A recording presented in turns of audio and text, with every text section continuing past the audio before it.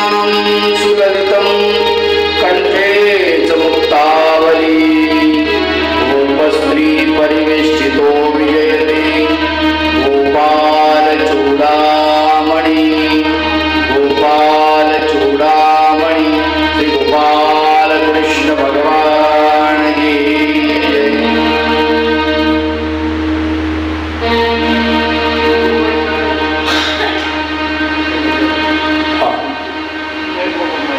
आवाज कमी राहिला तरी चालेल पण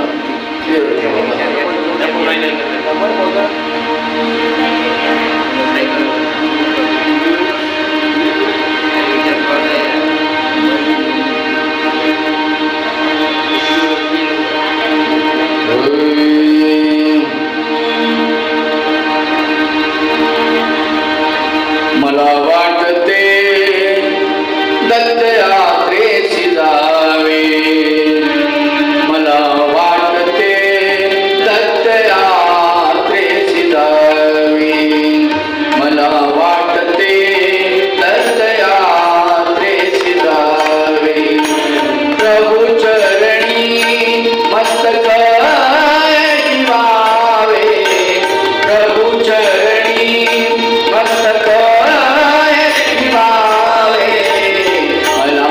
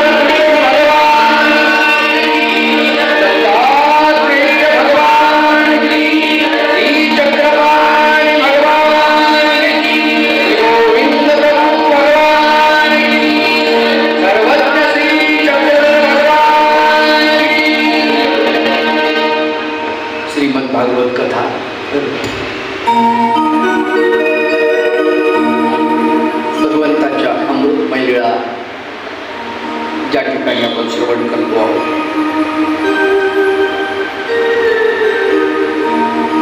ते श्री चक्रधर नगर श्रीकृष्ण मंदिर, या मंदिरामध्ये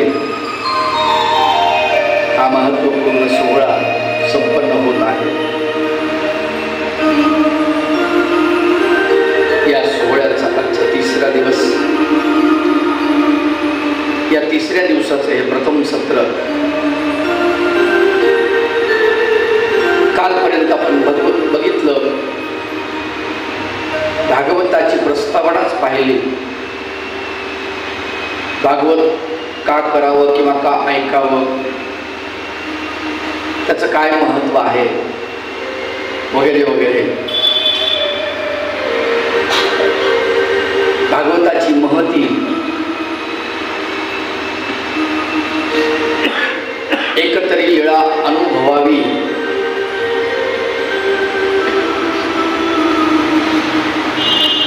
महाराजांना एकच लीळा पकडली होती, वज्री घडवण्याची, आणि त्या लीळेशी तिचा देह गेला. तुम्हाला आवडत असेल अशी एक लीळा चरित्रातली निवडली तुम्ही, श्रीकृष्ण चक्रवर्तीची जरी निवडली तरी सर्वत्र श्री चक्रधर प्रभूंच्या मुखातून बाहेर पडलेली आहे. त्याच्यामुळे काहीच अडचण नाही. जी तुम्हाला आवडते, जी वाचल्यानंतर डोळ्याला पाझर फुटतो, अंतःकरण द्रवल्या जातं,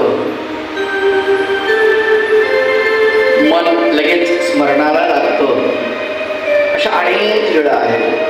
त्यातली एक लीळा जर तुम्ही निवडली, आपलं आयुष्य बदलून जातं. श्रीकृष्ण भगवंताच्या अशा अमृतमय लीळांचं आपण वर्णन करतो आहोत. काल आपण पाहिलं, परब्रह्म परमेश्वर भगवान गोपाल कृष्णाचा अवतार होण्यासाठी काय कष्ट करावे लागतात. कुणाच्याही पोटी भगवंत येत नाही माय बापू. त्यासाठी खूप मोठी ताकद लागते, खूप मोठं पुण्य गाठीशी लागतं. असा योग यावा लागतो की परब्रह्म परमेश्वराने त्यांच्या पोटी जन्माला यावं.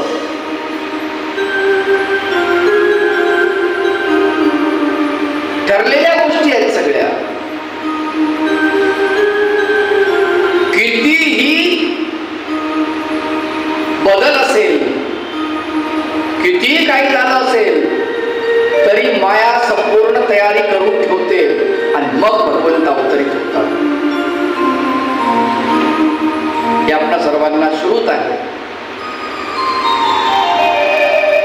उद्धरण नावाचं जे प्रकरण आहे, त्यामध्ये परमेश्वर अवतार धारण करतात आणि त्याचा क्रम सांगितलेला आहे.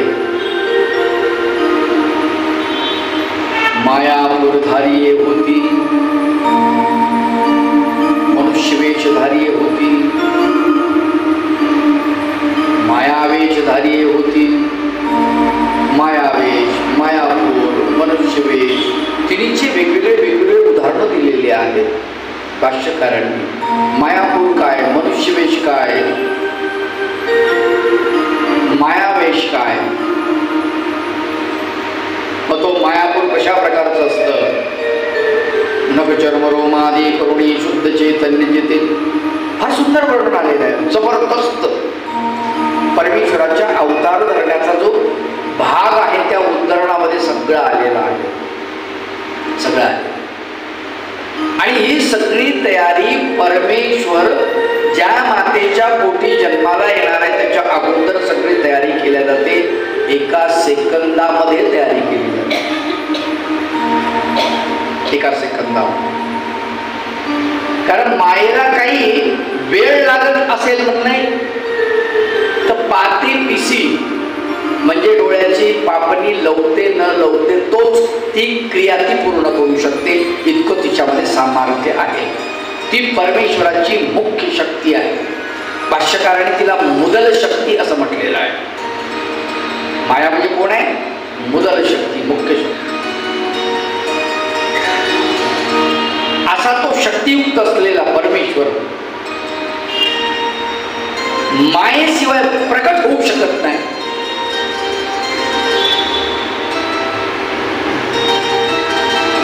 आपल्याला त्याचं शरीर दृष्टीगोचर जर व्हायचं असेल तर त्याला असं उतरावं लागतं, खाली यावं लागतं. अवतार शब्द हा समजून घ्या म्हणजे लक्षात येईल. तरती किती धातू आहे. तरती म्हणजे तरुण नेणे, तारुण नेणे, तरणे असा त्याचा अर्थ. त्याला अव नावाचा उपसर्ग लागला. उपसर्ग 22 आहेत. 22 प्र परा अप सम निर निस दुर दुस असे 22 आहेत. तर त्यातला एक उपसर्ग जर लागला तर त्या मूळ शब्दाचा अर्थ बदलून जातो. जसं चर नावाचा धातू आहे. चर नावाचा धातू गतिवाचक आहे. चर म्हणजे गती. म्हणून जलचर वनचर म्हणतो ना आपण. हे चर म्हणजे गती असलेले. वनचर म्हणजे वनामध्ये फिरणारे. जलचर म्हणजे पाण्यामध्ये फिरणारे. म्हणून त्याला चर म्हणतात. चर शब्द संस्कृत मधला गतिवाचक शब्द आहे. चरती शब्द बनतो त्याच्यापासून. चरती म्हणजे चालणे. त्या चर शब्दाला आ उपसर्ग लागला, आचार शब्द होतो. बघा तुम्ही उपसर्गानं शब्दांचे अर्थ कसे बदलतात. त्याला वि उपसर्ग लागला, विचार शब्द तयार होतो. आचार वेगळा, विचार वेगळा. त्याला प्र उपसर्ग लागला, प्रचार. गंमत देखील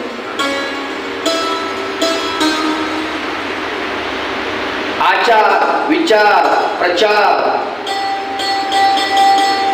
सम उपसर्ग लागला, समाचार. उपसर्ग लागत गेले अर्थ बदलत जातात.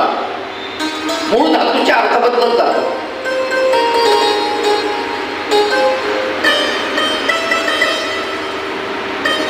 असे अनेक शब्द बदलले. तसा तरती किती तरुण जाणे, तरुण नेणे जेव्हा त्याला अव उपसर्ग लागला, विरुद्धार्थी शब्द तयार झाला. तरणे म्हणजे वर जाणे. पाण्यावरती तरंगणे आपण असं म्हणतो. पाण्यावरती वर, पाण्यात तरंगणे असं नाही, पाण्यावरती. त्याला हवेवरती आपण म्हणतो ना, तो तर हवेवर तरंगू राहिला, त्याचं काय तरंगणे. हवेवरती का असत नाही पण तरंगणे, तरती राहतो. त्याला अव उपसर्ग लागला, अर्थ बदलला, खाली येणे. मग परमेश्वर काय करतो. परमेश्वराचा अवतार झाला म्हणजे काय झालं. परमेश्वर खाली आला म्हणजे कुठे आला. त्याला खाली बरी काय परमेश्वराला. खाली शब्दाचा अर्थ मनुष्याच्या लेवलवरती. म्हणून मनुष्य वेशधारी आहे. अरे काय माणसासारखं. त्याची वाणी परावाणी आहे. ती वाणी आपल्याला कळणार नाही. म्हणून परावाणी ही गिरे करून आपल्याला निरूपण आहे. परागिरा करुणी परमेश्वर मग आपले अस्तित्व साधिती. सूत्र तुम्हाला सगळ्यांना पाठ आहे, मला माहिती आहे. पराची वाणी आहे ती गिरा करून म्हणजे गिरवाण वाणी करून, मनुष्याची वाणी करून परमेश्वर जीवात्म्याला आपले अस्तित्व साधिती म्हणजे ज्ञान देतात. आणि उद्धरण प्रक्रियेमध्ये त्याला ओढतात, त्याला खेचतात त्याच्या अधिकारानुसार. तर तो अवतारती म्हणजे खाली येतो. नेमकं कसा. आता आपण बघितलं, साधारण गोष्ट तुम्हाला उदाहरण देतो म्हणजे लक्षात. मंदिरामध्ये एक छोटं बाळ सोबत आलं आपल्या आजोबांच्या किंवा पित्याच्या. सकाळची वेळ आहे, पित्याला ड्युटीला जायचं आहे, पण मुलाला बोटाला पकडलं मुलाच्या आणि चाल बाबा मंदिरात जाऊ. मग मंदिरामध्ये आल्यानंतर देवदर्शनाला बाप जसा करतो तसा तो मुलगा करतो. खरं तर त्याला त्याचं काहीच नाही, त्याला कळत नाही. लहान बालकाला काय कळते? 1, 1.5, 2, 3 वर्षाच्या मुलाला काही समजत नसतं. ज्याला अधिकार 8 वर्षाच्या पुढे निर्माण होतो, पापा पुण्याची निष्पत्ती, मग त्याला काय फक्त संस्कार लागतात, कुसंस्कार सुसंस्कार. त्यासाठी सगळी धडपड आहे. पाप पुण्य लागत नाही, आलं का लक्षात बालकाला? पण कुसंस्कार आणि सुसंस्कार मात्र निश्चित लागतात. त्यासाठी आपण आणत असतो बालकाला. मग आल्यानंतर त्याला उद्बत्ती दाखव, देवावरती इथं विशेषावरती डोकं ठेव वगैरे वगैरे आपण गोष्टी सांगत असतो. हे सगळं सांगत असताना सगळी विधी झाल्यानंतर दंडवत घालणे, आपण जसे घातले तसे तोही घालायला लागतो, वाकडे तिकडे कसे का होते. आणि मग बाहेर निघाल्यानंतर त्याचा पिता घंटी वाजवतो. खरं तर घंटी वाजवण्यासाठी काही लागत नाही, देवानं सांगितलं नसतं घंटी वाजवा, पण एक प्रघात आहे, एक पद्धत आहे. आल्या आल्या घंटी वाजवल्या जाते आणि जातानाही घंटी वाजवल्या जाते. त्याचं कारण असं आहे, आपल्या मनातले विचार खळखळ निखळून पडले पाहिजे, त्याच्यासाठी ती घंटी आहे. दुसरं काहीच कारण नाही. आपण मंदिरात आलो, अनेक विचार आपल्या सोबत आलेले आहेत, ते निखळून पडावे बाहेर, मोकळा व्हावं माणूस, म्हणून ती घंटी. मग बापाला घंटी वाजवली, पोरगा म्हणतो, त्याला जास्त बोलता येत नाही, पप्पा पप्पा मला मला मला मी मी मला पण घंटी वाजवायची. त्यावेळेस बाप काय करतो? बाप त्याला घंटी वाजवतो. कशी वाजवतो? इकडे बघा, अवतार शब्द तुम्हाला कळेल. बाप खाली वागतो कशासाठी? मुलाला वर घेण्यासाठी. बाप खाली वागतो, हे बापाचं अवतरण आहे मुलासाठी. त्याला ऊर्ध्व करतो, वरी नेतो कशासाठी? घंटी वाजवायसाठी. तसा परमेश्वर अवतरतो म्हणजे मनुष्य वेशामध्ये येतो आणि काय करतो? कैवल्याची घंटी वाजवायची आहे त्या जीवात्म्याला, मग त्याला ऊर्ध्व करतो आणि ती घंटी वाजवतो. आपल्या स्वरूपामध्ये विलीन करण्यासाठी भगवंत त्याचा उद्धार करतात, अवतरतात, खाली येतात. कशासाठी? ऊर्ध्व करण्यासाठी जीवात्म्याला. म्हणून अवतार शब्द अत्यंत महत्वाचा आहे. परमेश्वराचा अवतार भगवान गोपाल कृष्णाचा होतो आहे. द्वापारीचे 4 चरण लागलेलं, 3 चरण संपून गेलेले, 4थ्या चरणाचा शेवटचा टप्पा सुरू आहे आणि त्यावेळेला भगवंताचा अवतार. त्या अवताराची कथा फार सुंदर आलेली आहे. श्रीकृष्ण भगवंत जे आहेत ना, हे खरं पाहता आमचे महाराष्ट्रीयन आहे, पण आम्हाला आमचा सत्शील असलेला वसुदेव सांभाळता आला नाही. हा नंदीग्रामचा आहे. नंदीग्राम म्हणजे आमचं जे नांदेड, हे नांदेड, ही राजधानी, राजा सूरसेनाची राजधानी. त्याचा पुत्र वसुदेव अत्यंत सत्शील असलेला, सज्जन असलेला, संत प्रवृत्तीचा असलेला हा वसुदेव, धार्मिक वृत्तीचा, सालस अगदी सर्वांशी प्रेमानं वागणारा, सर्वांशी सहजतेनं मिसळणारा असा तो राजपुत्र, राजगादीच्या योग्य असलेला. त्याच्याकडे बरं पाहायला अत्यंत देखणा, सुंदर, दिव्य दैदिप्यमान पत्तीचं लक्षणी असलेली मूर्त, त्याची सुंदर चरचरीत नाक, मोठे डोळे, भोया धनुष्यासारख्या सुंदर देह, त्याचा देहयष्टी अगदी सुंदर, उंची साजेशी शरीराला, असं त्याचं सौंदर्य, कांती झळझळते आहे चेहऱ्यावरती, सुंदर तेज दिसते आहे त्याच्या. आणि जी सुंदरता दिसते ना माणसाला, माणसं तिकडे आकर्षित होत असतात. बघा तुम्हाला जर कुणी तुम्ही रस्त्यामध्ये एखादं चांगलं दिसलं, सुंदर देखणं तुम्ही पाहता, ते पाहणं म्हणजे विकार नाही आहे, ते पाहणं म्हणजे पाहणं आहे. सौंदर्याकडे पहा, जरूर पहा. सौंदर्य बघितलंच पाहिजे. देवानं सृष्टी निर्माण केली, हरकत नाही. सौंदर्य पहा, हे मला मिळालं पाहिजे, इथे विकार आहे. आणि तिथे स्वामींनी घोडा घातलाय चक्रधर भगवंतांनी. मग असं जर तुमच्या मनात असेल, मग चित्रेची स्त्री न पाहावी, ती सुद्धा बघू नका. याचा अर्थ चित्रेची स्त्री न पाहावी म्हणजे चित्रेचा पुरुष पाहावा का? नाही, तो बी न पाहावा, हे समजून घ्यायला पाहिजे. तुम्ही म्हणले सूत्रात तर सांगितलं नाही, काही काही गोष्टी सूत्रात सांगितल्या नाही, पण त्या आपल्याला समजल्या पाहिजे. आयतेपणानं तो अर्थ आहे. विकार भावना नसेल आणि तुम्ही जर बघत असला तर ते बघणं म्हणजे सौंदर्याचं निरीक्षण करणं आहे, त्याचं निरीक्षण करणं आहे. ती गोष्ट वेगळी आहे. भगवान श्री चक्रधर प्रभूकडे लोक पाहत होते, सौंदर्याकडे बघत होते. कृष्णाकडे लोक बघत होते, सौंदर्याकडे बघत होते. असा हा सुंदर दिसणारा, म्हणून याच्याकडे स्त्री पुरुष सगळे बघायचे. पण विशेष करून स्त्रियांना याचा वेग लागलेला असायचा. माऊल्या बघायच्या. काय होते, एखादी गोष्ट सतत जर पाहिली तर त्या दृश्याचा परिणाम तुमच्या मनावरती होतो आणि मनाच्या माध्यमातून तुमच्या अंतःकरणावरील म्हणजे अंतःकरण चातुष्याच्या माध्यमातून तुमच्या शरीरामध्ये असणाऱ्या सगळ्या गोष्टीवर त्याचा परिणाम होतो.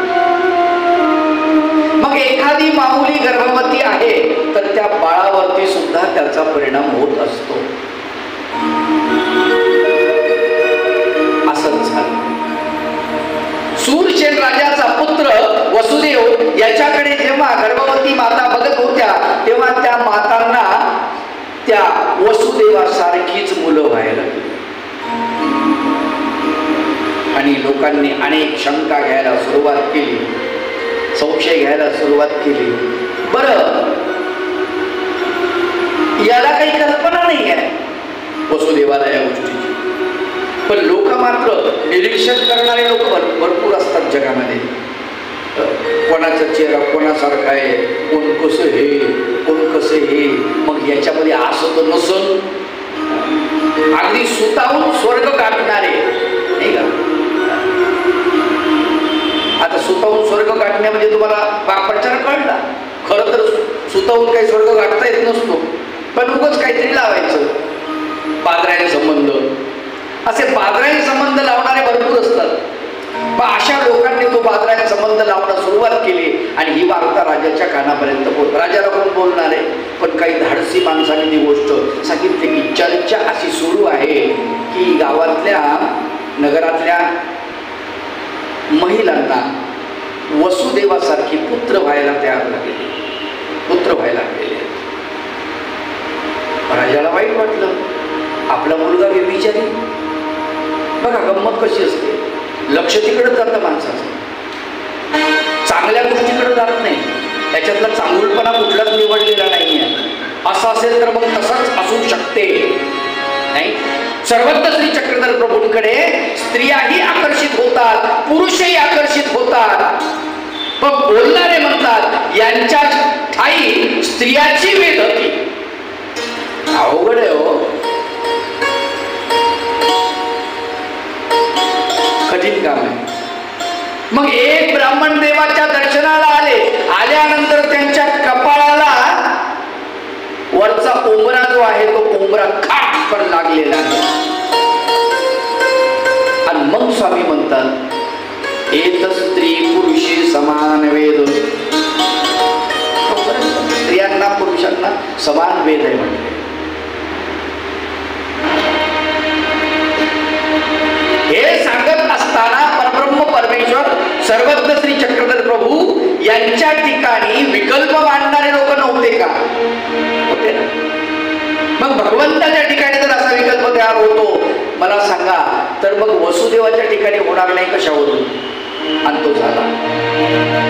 वसुदेवाला दरबारात बोलवण्यात आलं, त्याच्यावरती तो नको, एक प्रकारे खटला चालवला आणि त्याला सांगितलं हे तुझं वर्तन चांगलं नाही. त्याला काही कळेना, भानगड काय आहे मला समजून सांगा. बाप म्हणाला तुला समजून सांगायचं, एवढं वाईट कृत्य तू प्रजेसोबत करतो, प्रजेला पुत्रासारखं वागवावं लागतं. प्रजा ही मुलासारखी असते आणि त्या प्रजेवरती तुझी अशी वाईट नजर. त्यानं सांगितलं तुम्ही जे बोलताय असं काहीच नाही, असं कसं होऊ शकतं.